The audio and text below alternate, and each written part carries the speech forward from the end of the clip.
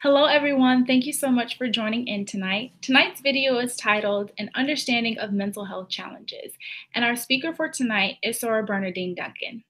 Dr. Bernadine Duncan is the Director of Student Counseling Services at Prairie View A&M University, where she provides mental health services to the student body and serves as an adjunct graduate professor in the Educational Leadership and Counseling Department. Dr. Duncan previously maintained a private practice in downtown Houston for over 20 years. Currently, Dr. Duncan is the primary advisor of the Eta Beta chapter of Delta Sigma Theta Sorority Incorporated at Prairie View A&M University, and she also was the chartering advisor of the Roadside chapter at the University of Houston downtown. Without further ado, I'm going to turn it over to Soror Duncan. Thank you, Sarah Martin. When talking about mental health challenges, we are looking at problems in feeling, thinking, and behavior. The problems in feeling include that of anxiety. You may be feeling nervous, tense, or panicky. And problems with depression, saying that I feel sad, blue, down, and always tired. And mania, I feel too good and can't stop. Now, anxiety is a feeling of being tense, nervous, and frightened, especially if there is nothing specific to be afraid of. It is often called stress. Constant or frequent worrying or brooding. It might cause sleep problems in your sleep, concentration, or sitting still. And with this anxiety, it might present as panic, which is intense, discrete periods of anxiety. Now, depression is very common among college students, and the symptoms consist of feelings of sadness, feeling blue or down, all or most of the time, or for an extended period. Sleeping and eating troubles, you're eating too much or you're eating too little. And then there's a feeling of being slowed down or sped up, that tense feeling, and you have trouble concentrating. There's also a lack of interest in usually enjoyable activities, like in certain hobbies or in TV or video games, even having sex or seeing your friends. And you want to withdraw from the public. So anyone that is in your area, there's a social withdrawal. And depression may have physical complaints also, like many aches and pains or worries about your health.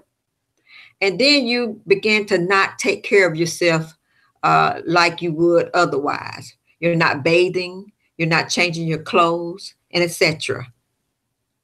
And there are feelings of being irritable. Men often get irritable or angry when they are depressed. Other symptoms include feeling worthless, guilty, that life is not worth living, and you have thoughts or impulsive of harming yourself or others. Now, some of the things about depressed people, they have one disputing thought after another. And when they look at the past, they experience regret. However, when they look at the future, they feel anxious and pessimistic. Hopelessness is also central to depression. And as you can see, there are multiple symptoms that people have. Overreacting to mistakes, short on patience, quick to take offense. They may be timid, instantly lifted by praise, but they burst into tears without warning. Thrown to death by negative perceptions. They focus on failures, not on their successes. They either eat too much or eat too little, and tend to resonate on the bad things that happen with little reaction to the good things that happen. And with depressed people, they feel worse when they're alone. And because of this depression, they can wear others out. They have a loss of interest in pleasurable activities and may gain weight because of eating too much. Now, there's another form of depression called mania. And many people call it manic depression. Mania is when that person is up. And it's called the upside of bipolar depression. It's rare and is much less common than anxiety and depression. Often people feel great or are very revved up, and they may not be aware that they have a problem and often show very poor judgment. These people may be impulsive or take risks like spending large sums of money or have sexual experiences. The bottom line is that if problematic feelings like anxiety, depression, or mania are intense or they last a long time, you should reach out for help. A more severe form of mental health challenges called psychosis. These are problems with their thinking and thinking of different kinds of things that are going on. And it occurs in the context of major psychiatric illnesses. With psychosis, you may have a serious disconnection with reality manifested by either hallucinations or delusions. Now, hallucinations are sensory experiences when there is no real sensory experience, like you're hearing voices when no one is speaking. Or you may have delusions. Delusions are strongly held beliefs out of the realm of reason, like the FBI is reading your thoughts or they're following you. Often, but not always, people with psychosis will have disorganized speech and behavior, and they have very poor self-care. Now, this is fairly rare, but in almost all cases, this type of thinking requires professional treatment. The bottom line is when anyone has thinking that is severely disturbed or disconnected from reality, it is important, it is crucial to get professional help as soon as possible. Other problems in behavior is called obsessive compulsive disorder or impulsive behaviors or self-harm. Now, compulsive or impulsive behavior problems have various symptoms. You often feel like you have an urge to do something you really don't want to be doing, like excessive hand washing and triple checking the door locks or the electrical outlets, or taking things that don't belong to you, or counting excessively. You also may have problems controlling your eating, either eating too much or too little, or self-harm like burning or cutting. And these can be very serious problems when you begin cutting on yourself or burning yourself.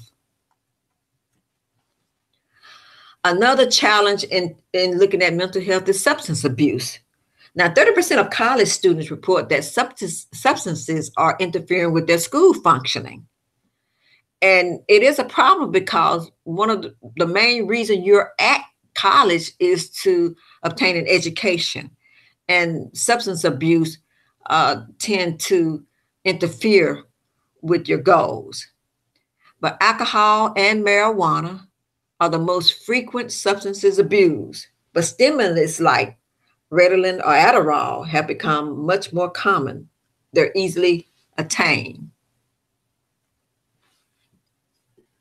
Some of the prescription drugs, medication like Adderall, Ritalin, and similar drugs used to treat ADHD are safe and effective when used to treat ADD and ADHD as prescribed by a psychiatrist.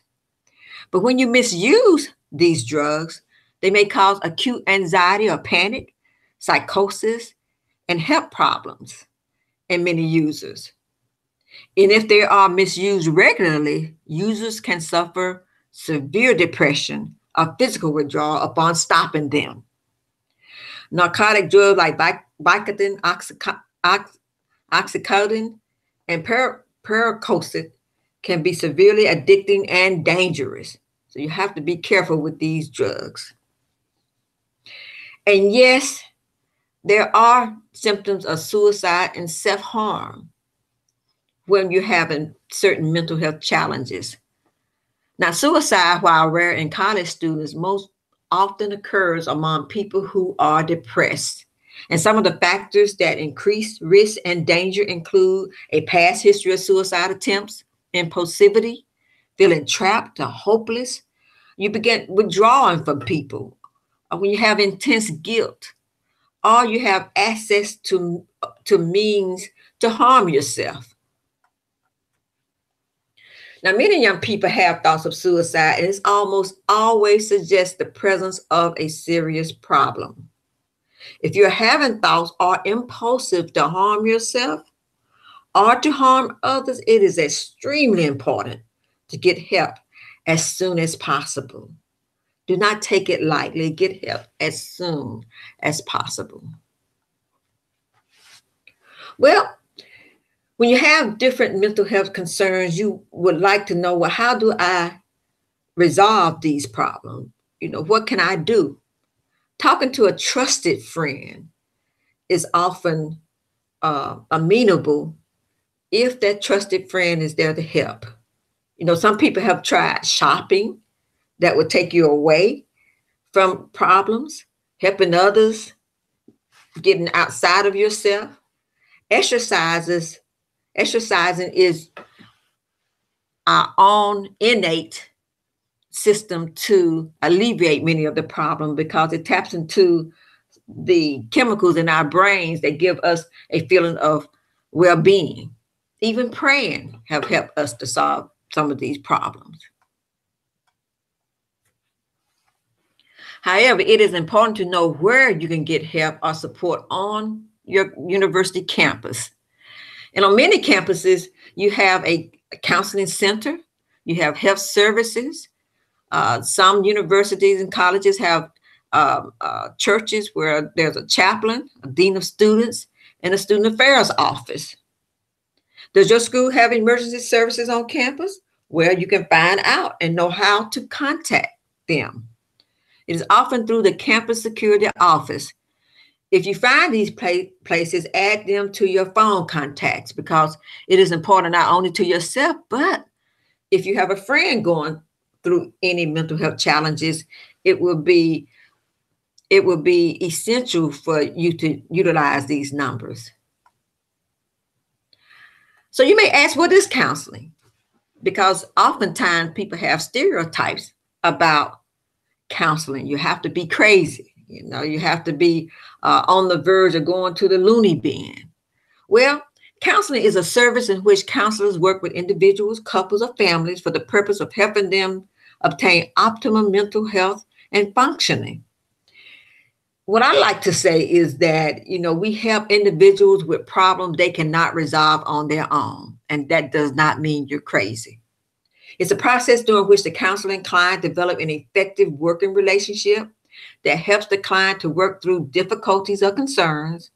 And it involves both the personal and social growth of the individual, taking into consideration that person's well-being and environment. Why go to counseling? Well, the counselors that you will see are trained professionals. They have degrees that they have obtained and mental health services. They're licensed and certified, and they're objective and non-judgmental. Also, when you see a counselor, all the services are kept confidential. That means that they cannot confirm nor deny that you're there. And no record of counseling will follow you on your transcript or any kind of record. As a matter of fact, in order for anybody to obtain information from the counseling center, they have to obtain a written permission from you stating who you would like to know that you're in counseling. Other than that, it will be confidential. And there are paid services. That means that you've already paid for these services through your student service fee. So oftentimes at university counseling centers, those services are free to currently enrolled students. How do you know when your friend or soror may be in trouble? Well, first of all, it is important that you have listening skills and know how to help, because we all go through something.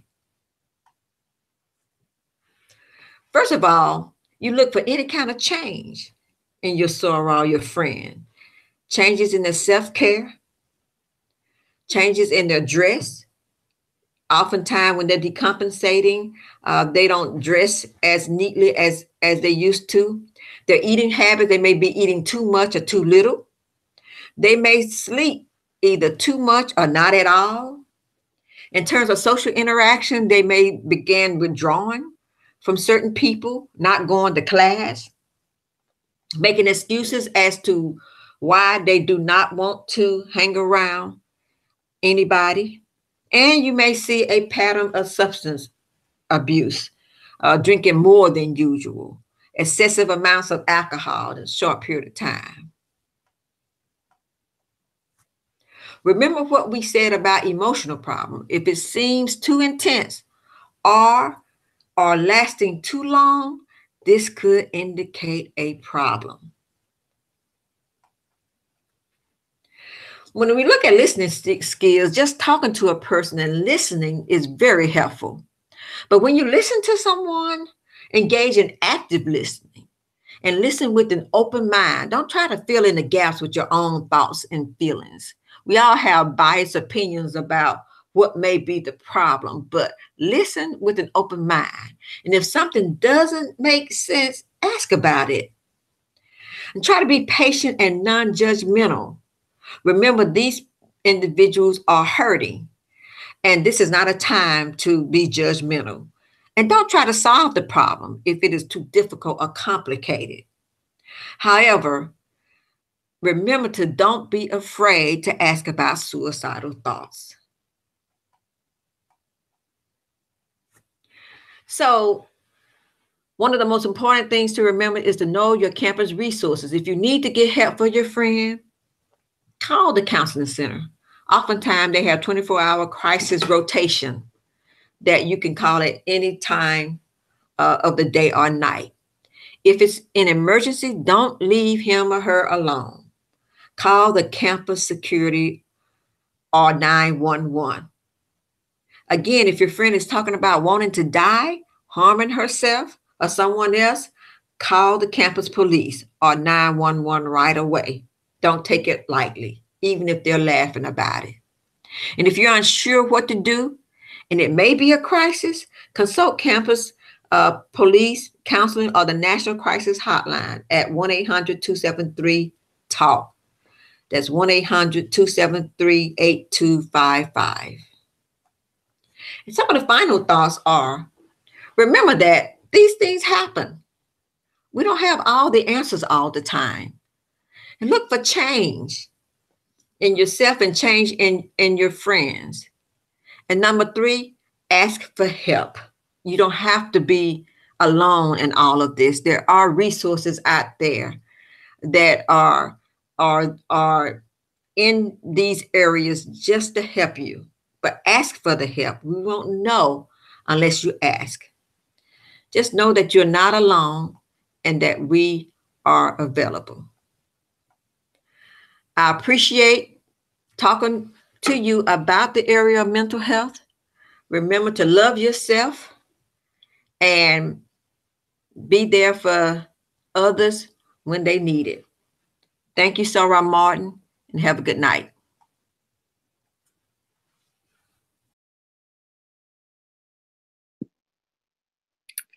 Thank you to Soror Duncan for that wonderful presentation. The Sister Care Sunday series will continue next month. Thank you and have a great night.